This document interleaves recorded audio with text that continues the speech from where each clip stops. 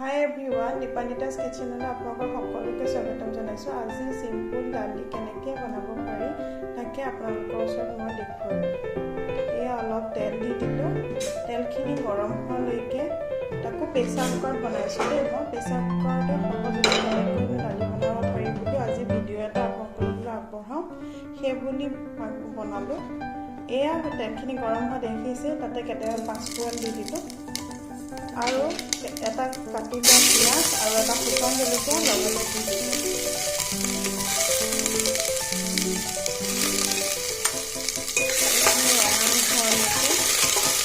অলপ ভাজি থাকিব।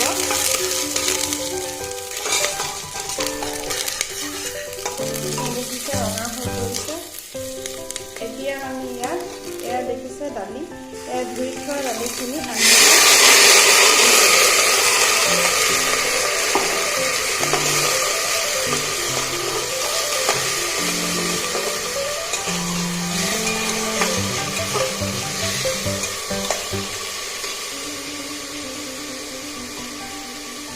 আমি ইয়াত কিমানমান হালধি দি দিলোঁ। দালিত যিমানখন হালধি দিয়া যায় সিমানেই হালধি আপোনালোকে দিব পাৰিব। নিমখ সোৱাদ অনুযায়ী দি দিব। দি এইখিনি সম্পূৰ্ণ লৰাই দিব। একেবাৰে চিম্পুল হয়। যদি আমাৰ কেতিয়াবা লৰালৰি হয় আমি তেতিয়া একেবাৰে বহাই দিব পাৰোঁ এনেকৈ।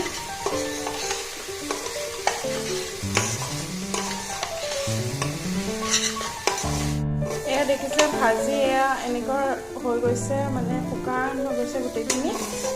মানে প্ৰেছাৰ কুকাৰটোৰ পৰা আমাৰ এৰাই আহিছে।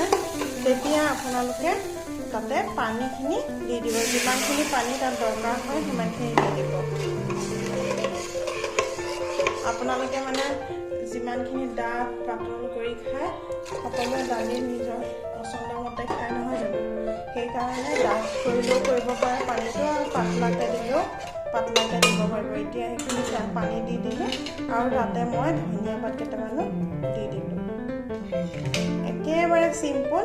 লৰালৰিকৈ হোৱা সময়ত আমি এনেকৈ একেবাৰতে এটা প্ৰেছাৰতে তেলো মাৰিলোঁ, দালিও বহালোঁ আৰু এতিয়া আমি হুইচেল মাৰিবলৈ ইয়াত ঢাকনিখন লগাই দিওঁ।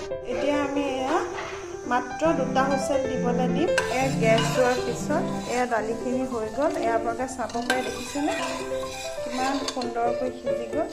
এয়া লৰালৰিত আমি এনেকৈ চিম্পুল দালি বনাই একেটা প্ৰেছাৰ কুকাৰতে আমি তৈয়াৰী কৰিব পাৰোঁ। সহজো হয় নহয় জানো চবৰ কাৰণে।